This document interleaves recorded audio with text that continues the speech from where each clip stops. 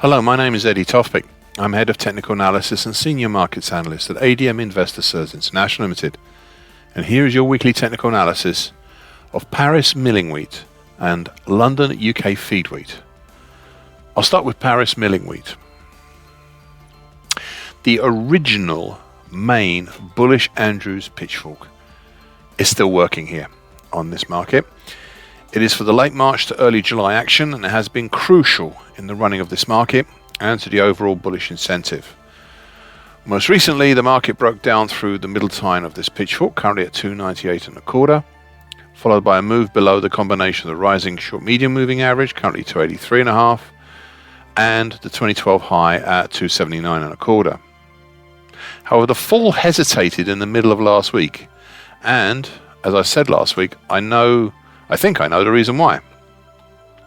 This market has a defense in depth strategy for any attempts by bearish actions to head the market lower.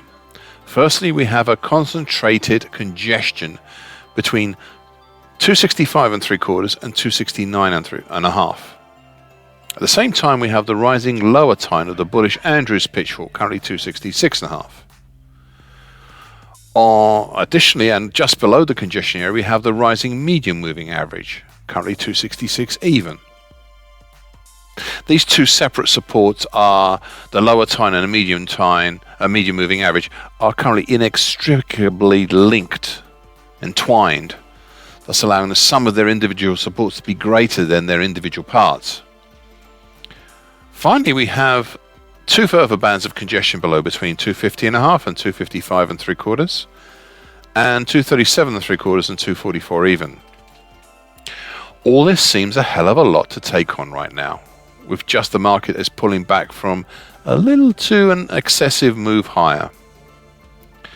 I suspect the attrition in these supports has eroded the new recently crafted bearish incentive.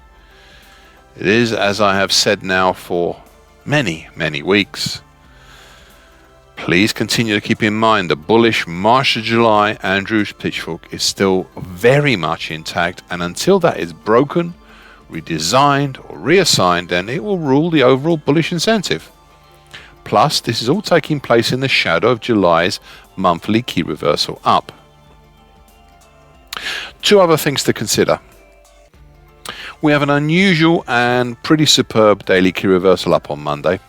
It was unusual and superb for the same reason. You see, the main body of Monday's action, the area between the open and the close yesterday, completely encases Friday's action. An unusual move, but still significant. Additionally, this move up yesterday, and then again further higher today, may have enough impetus to rise high enough to make a weekly key reversal up this week. Thus, if prices move up between today and Friday's close over 283.75, and then also close on Friday over 283.75, then we'll be on for a weekly key reversal up. A weekly key reversal down would need the same high but a close on Friday at or below 275 even. If we see prices reach that high but then close anywhere in between, then we would have a lesser outside week. Now, I am cognizant that Friday is a shortened session, and this is, after all, the week coming into Christmas.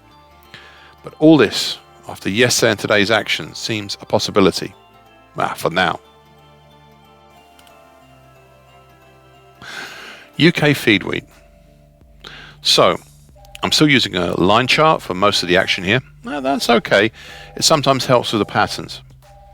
Anyway, the move higher from September can be traced back to the market stabilizing just under the then short medium moving average, currently 217.35, amid the undergrowth of lesser Fibonacci levels that were then at 183.45, 182.20 and 181.60 that were seen back in September.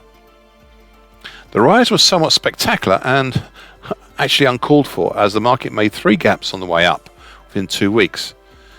And despite having a breakaway, midway and end exhaustion gap within a short space of time, they still continue to move higher. Up through the various resistances, notably the long moving average, currently at 199.35, before receiving an even stronger kick upwards, pushing prices up over the old March 2013 high, 205.05, and finally cracking the 2013 high itself at 215 even. So we now come to 4 weeks ago, when the market's rise finally stalled and prices dropped down, breaking the bullish July to September Andrews pitchfork that's been since retired, and that had actually shown the bullish angle of attack of this market until then. For the first time since early September, the market really looked like it may have done enough on the upside. Prices did not seem to stabilize over the 2012 high at 227.15. Instead, we saw signs of insecurity causing an unusual bearish open and close black Mariposa right at the recent height of the market, before a drop down 4 weeks ago. Prices hesitated a little, as if unhappy at being below the congestion at 225 even, or the 2012 high at 227.15. And before finally dropping down through a fairly clear area and down to the combined congestion at 217 even, and the rising short medium moving average currently at 217.35. These were, still are, the first supports of note below the 212 high, and so far they seem to have been enough. However, just in case, what else do we have below and beyond the short medium moving average as support?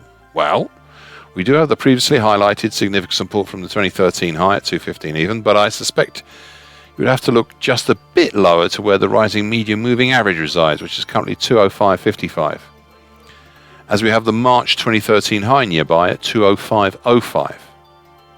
If this doesn't work, then we have the 50% Fibonacci lines at 201.35 on 199.90, plus the slowly rising long moving average, currently 199.35.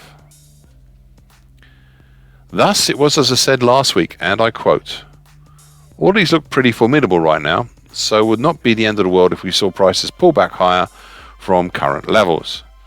But as for now, how higher? Well, that bit I'm not sure about." One final point, and a reason why it would not surprise me to see a pullback higher. 3 weeks ago, which is now 4 weeks ago, we had a golden cross of the medium moving average crossing up over the rising long moving average. Now this is a lagging indicator, but what I found most interesting was immediately following the golden cross, prices headed lower. This may indicate a stronger bearish incentive than first imagined. Watch and see. End of quote. Right now it seems the market is hesitating on the top of some reasonable support in its reasonable support in its decline. I'd be very interested to see which way the market chooses, especially if it does choose to go higher. Thank you for listening. This weekly broadcast gives essential market patterns and consequences. Please be aware of the risk disclaimer posted with this broadcast. Copyright Eddie Tofpik and ADM Investor Services International Limited. And here comes the final bit.